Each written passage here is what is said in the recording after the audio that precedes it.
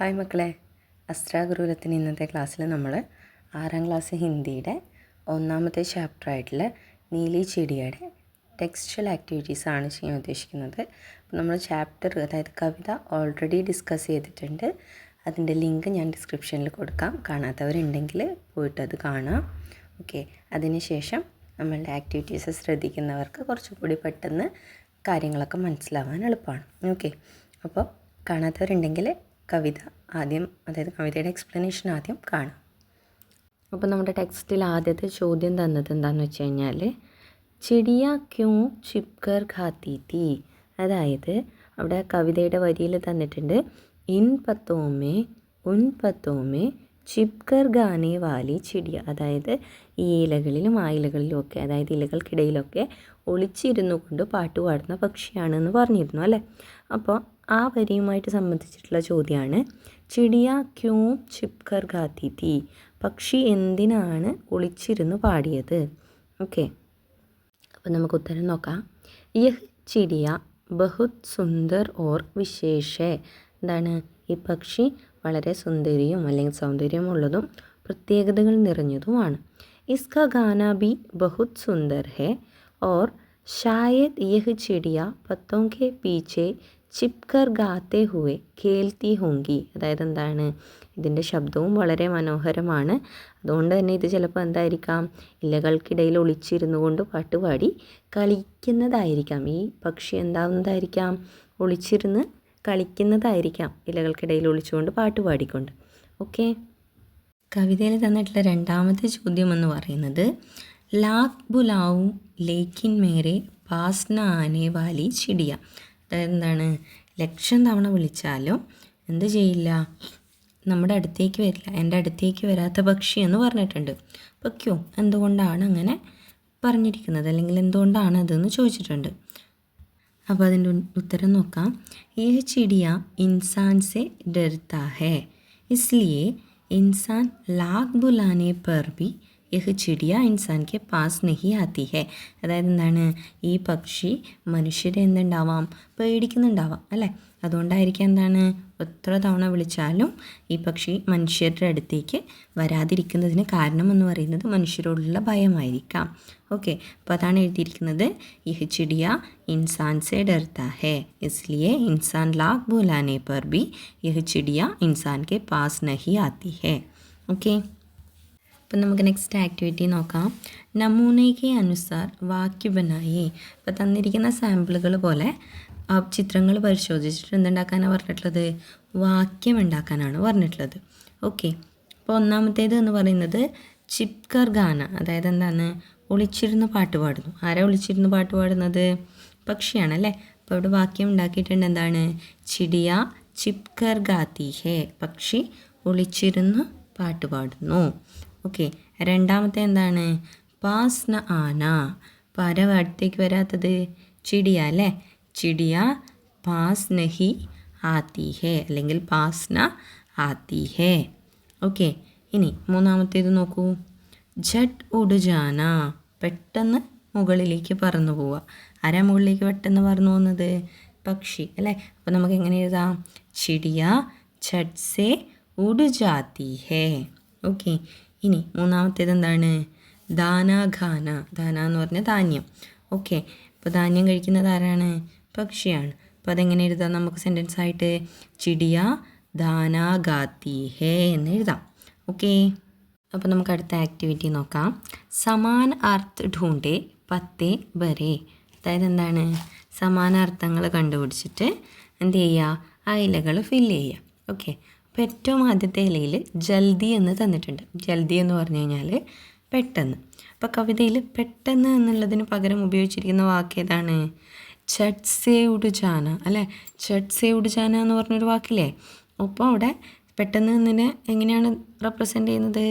ഛട്ട് അല്ലേ. ഛട്ട് എന്ന് പറഞ്ഞു കഴിഞ്ഞാൽ പെട്ടെന്ന് എന്നാണ് അർത്ഥം. ഓക്കെ, ഇനി രണ്ടാമത്തേത് പങ്ക്. പങ്ക് എന്ന് പറഞ്ഞു കഴിഞ്ഞാൽ ചിറകാണ്.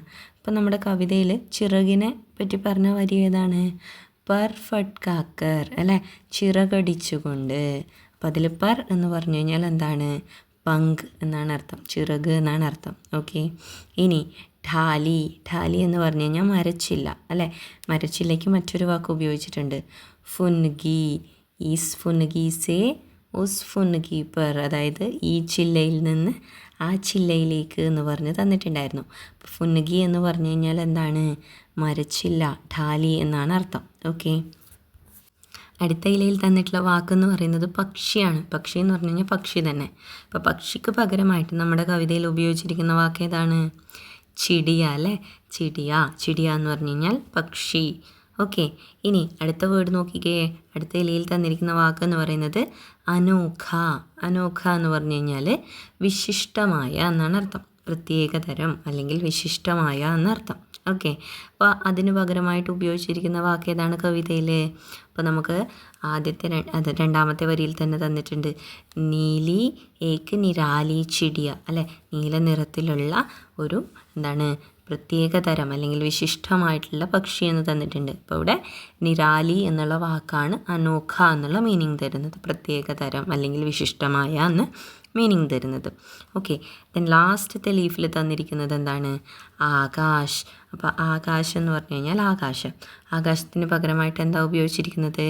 അപ്പോൾ നമ്മുടെ കവിതയിൽ തന്ന വരി എന്ന് പറയുന്നത് എന്താണ്, നീലേ ആസുമാൻ സേ ഉത്തിരി അല്ലേ. നീല ആകാശത്ത് നിന്ന് ഇറങ്ങി വന്നു. അപ്പോൾ നീലേ ആസുമാൻ, നീല ആകാശം അല്ലേ. അപ്പോൾ ആകാശം എന്ന് പറയുന്നതിന് മറ്റൊരു വാക്ക് എന്താണ്, ആസുമാൻ. ഓക്കെ, അപ്പോൾ നമുക്ക് നെക്സ്റ്റ് ആക്ടിവിറ്റി നോക്കാം. പങ്ക്തിയാൻ ടൂണ്ടെ ലിഖേ. അപ്പോൾ കവിതയിൽ നിന്ന് വരികൾ കണ്ടുപിടിച്ചിട്ട് ഇവിടെ എഴുതാനാണ് പറഞ്ഞിട്ടുള്ളത്. അപ്പോൾ നോക്കാം. അപ്പോൾ നമുക്കിവിടെ തന്നിട്ടുള്ള ആദ്യത്തെ വരി എന്ന് പറയുന്നത്, ചിടിയ ഏക് ഡാലി സെ ദൂസരി ഡാലി പെർ ഉഡ് ജാത്തി ഹേ. പക്ഷി ഒരു മരക്കൊമ്പിൽ നിന്ന് മറ്റൊരു മരക്കൊമ്പിലേക്ക് എന്ത് ചെയ്യുന്നു, പറന്നു പോകുന്നു എന്നാണ് പറഞ്ഞിട്ടുള്ളത്. അപ്പോൾ ആ മീനിങ് വരുന്ന, ആ അർത്ഥം വരുന്ന വരികൾ കവിതയിൽ എവിടെയുള്ളത്? ഇപ്പോൾ ലാസ്റ്റത്തെ 4ാമത്തെ സ്റ്റാൻസയിലുണ്ട് അല്ലേ. 4ാമത്തെ സ്റ്റാൻസയിൽ നോക്കിയാൽ അറിയാം, അതിലെ ഫസ്റ്റ് 2 വരി, ഇസ് ഢാലി സെ ഉസ് ഢാലി പെർ ഉഡ് ഉഡ് ജാനെ വാലി ചിടിയ. ആ 2 വരികളാണ് ഈ പറയുന്ന മീനിങ് തരുന്നത്. ഓക്കെ, ഇനി നെക്സ്റ്റ് തന്നിട്ടുള്ള മീനിങ് നോക്കാം. ചിടിയ ലോഗോ കെ പാസ് നഹി ആത്തി ഹേ. പക്ഷി ആളുകളുടെ അടുത്തേക്ക് വരുന്നില്ല.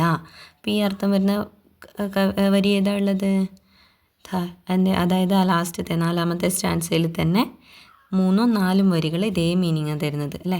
ലാഖ് ഭുലാവു ലേക്കിൻ മേരെ പാസ് ആനേ വാലി ചിടിയ. 1,00,000 തവണ വിളിച്ചാലും പക്ഷി എന്ത് ചെയ്യില്ല, എൻ്റെ അടുത്തേക്ക് വരില്ല അല്ലേ. അപ്പോൾ അതേ മീനിങ് തന്നെയല്ലേ, 1,00,000 തവണ വിളിച്ചു കഴിഞ്ഞാലും പക്ഷി മനുഷ്യൻ്റെ അടുത്തേക്ക് വരില്ല എന്ന് പറയുന്ന മീനിങ് ആണ് ആ 2 വരികൾ തരുന്നത്. ഓക്കെ, അപ്പോൾ അടുത്ത മീനിങ് എന്ന് പറയുന്നത്, ചിടിയ പത്തോമേ ചിപ്കർ ഗാത്തി ഹേ.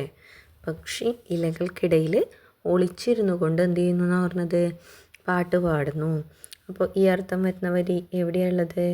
2ാമത്തെ സ്റ്റാൻസ നോക്കുക. 2ാമത്തെ സ്റ്റാൻസയിലെ 3ാമത്തെയും 4ാമത്തെയും വരികൾ ശ്രദ്ധിക്കാം. ഇൻ പത്തോമേ ഉൻ പത്തോമേ ചിപ്കർ ഗാനേ വാലി ചിടിയ. എന്താണ്, ഈ ഇലകളിലും ആ ഇലകളിലുമൊക്കെ ഒളിച്ചിരുന്നു കൊണ്ട് പാടുന്ന പക്ഷി. അതേ മീനിങ് തന്നെയല്ലേ. അപ്പോൾ ആ 2 വരികൾ നമുക്ക് എന്ത് ചെയ്യാം, അവിടെ എടുത്തിട്ട് എഴുതാം. എന്താണ്, ഇൻ പത്തോമേ ഉൻ പത്തോമേ ചിപ്കർ ഗാനേ വാലി ചിടിയ. ഓക്കെ, ലാസ്റ്റത്തെ മീനിങ് നോക്കിയേ.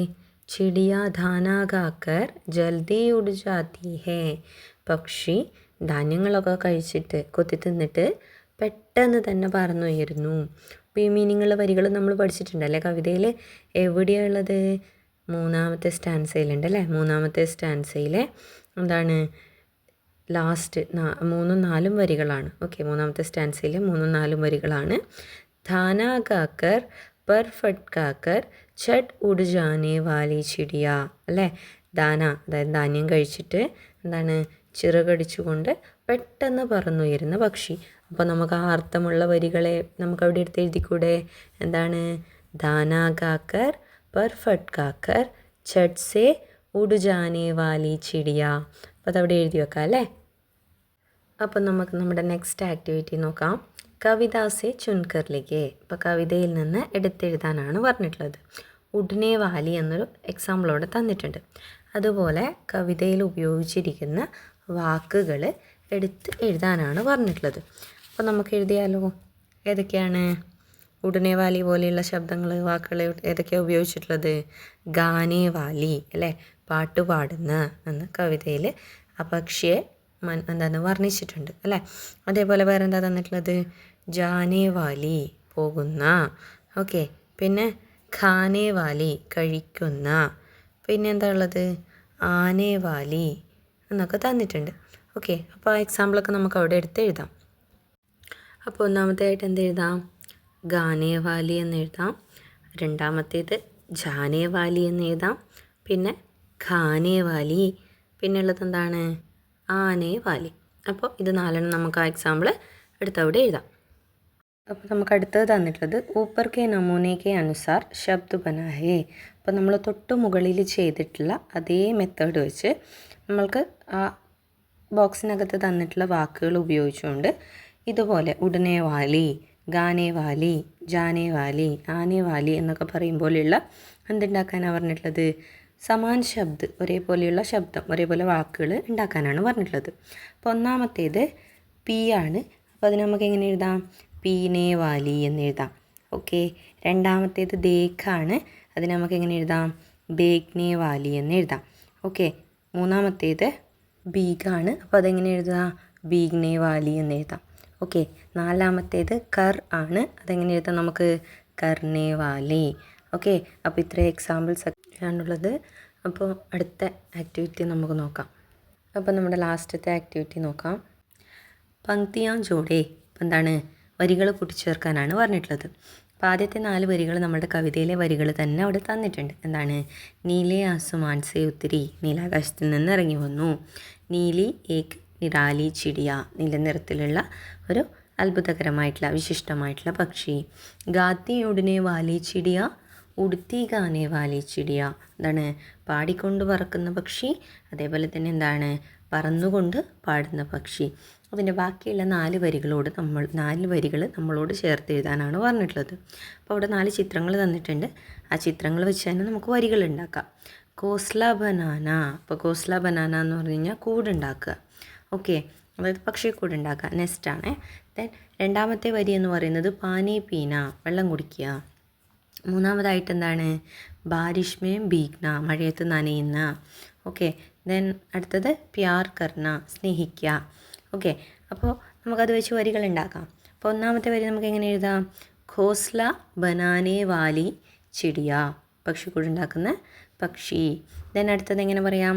പാനി പീനെ വാലി ചിടിയ, വെള്ളം കുടിക്കുന്ന പക്ഷി. പിന്നെന്താണ്? ബാരിഷ് മേ ഭീഗ്നെ വാലി ചിടിയ, മഴയത്ത് നനയുന്ന പക്ഷി.